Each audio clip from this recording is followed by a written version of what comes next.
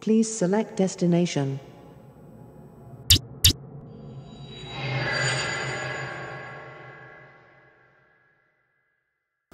Hello, and welcome InGame.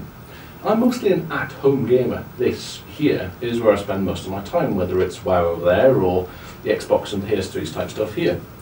When it comes to having a way of doing things, I'm pretty much used to having a controller in my hand. That controller being either the Xbox or PS3 unit or the keyboard mouse G13 combination for WoW on the Mac. I'm also used to a certain level of definition in my environments, although which hasn't really been available on a portable device simply because of the size of the screen and the number of pixels which it's been possible to squeeze onto that space at a reasonable cost. I have a couple of DSs and a PSP on the shelf, all flat, simply because they don't do it for me in the way the consoles do. Of course that's changed now, hasn't it? Firstly, we've this bad boy.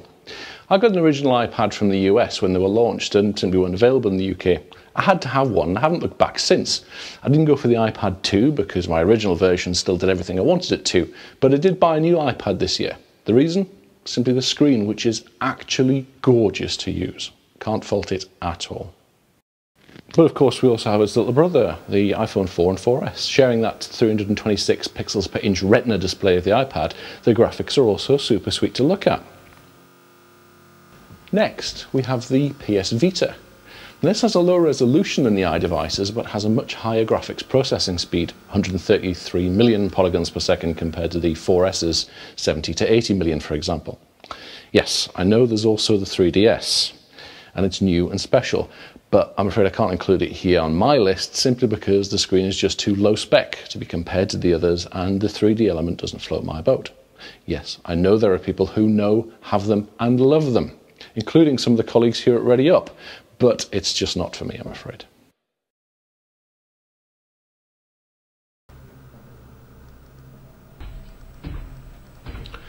Playing games on the iPad is visually as good as playing them on the consoles. Actually, it's better because there are more and finer pixels on the iPad, that retina display, remember. Yes, it gets hot when you're making the graphics processing work, and yes, that does impact battery life too. But this isn't a dedicated gaming device. It's a device which does gaming too, and for me it does it pretty well.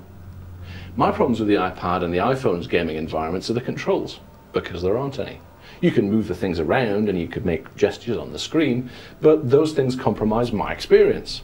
When I'm moving the iPad around to steer a car in racing games, that compromises my visuals. Imagine playing a racing game on your Xbox and the TV turning on its side as you go around the corners. It's just not right. Touchscreen gestures are better, but that means I've got my big fat fingers all over the screens, and as I can't see through my big fat fingers, once again I'm visually compromised. This is bad enough on the iPad. On the iPhone screen, it's all but obscured.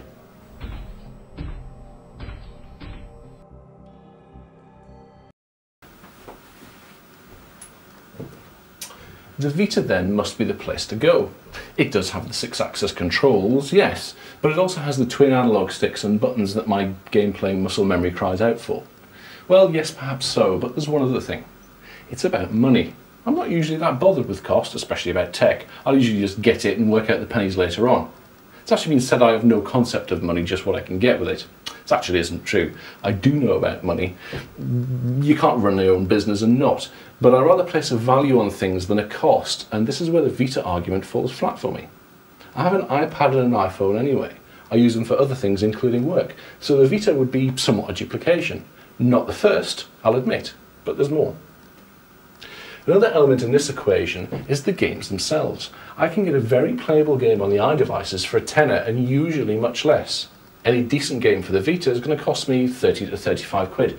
Plus I'm going to need to buy a memory card or two and a case and all the other bobbins that goes along with owning one of those things.